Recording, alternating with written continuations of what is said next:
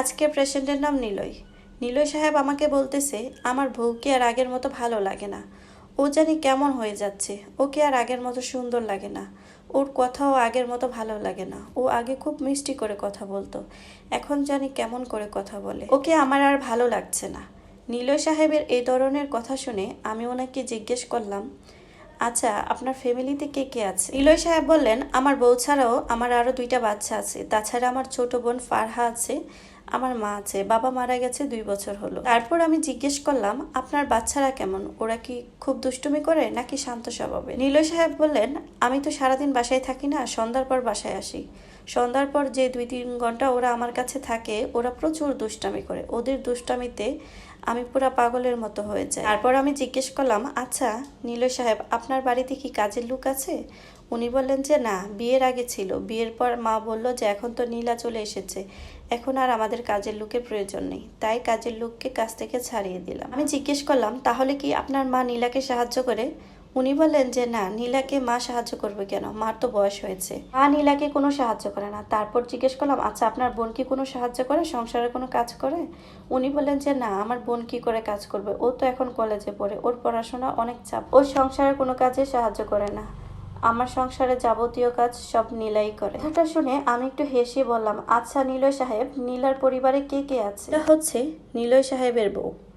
নিলয় সাহেব বললেন, নীলার ফ্যামিলিতে তার মা আর বাবা আছে। নীলার বাবা ব্যাংকে চাকরি করে আর নীলার মা টিচার।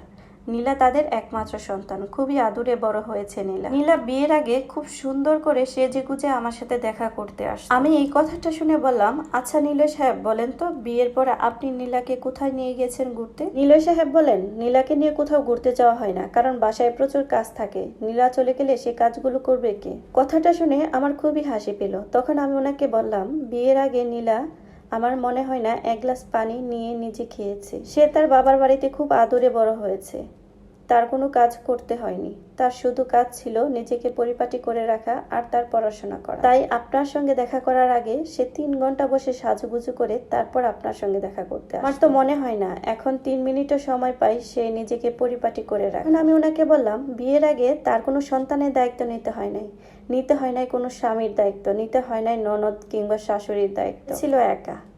আর বিয়ের পর তাকে আপনি বউ না বানিয়ে তাকে বানিয়ে ফেলেছেন চাকরানি। আপনি কি জানেন একটা সংসারে কত কাজ থাকে? সমস্ত কাজ সে এক হাতে সেরে, তারপর 2টা বাচ্চা, তারপরে আপনার মা, আপনার বোন, আপনার সবার সেবা যত্ন করে সে সময়টা পাবে কোথায়? আপনি কি কখনো বলেছেন, চলো নীলা আমরা আজকে ঘুরে আসি, আজকে তোমার কোনো কাজ করতে হবে না?